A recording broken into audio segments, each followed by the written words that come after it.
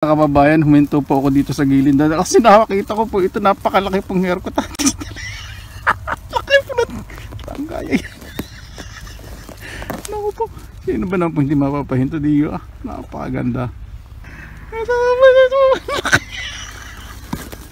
Alam kong pakialam yung masasakit titingin sa akin. Ito yung the best kong nakuha. Ito pa may isa. Ay, all day, di ko na po kunin. Ito po, kuhanin ko. Ganda!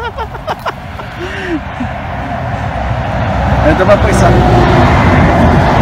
Opo, nasa gilid po ako ng highway. Sino naman po hindi mapapahinto dito sa exercise? Ang ganda po makikita dito. Ano ko, laki. Wow! Napakaganda po. Grabe, linisin ko na lang po. May uod po pero kunin ko na.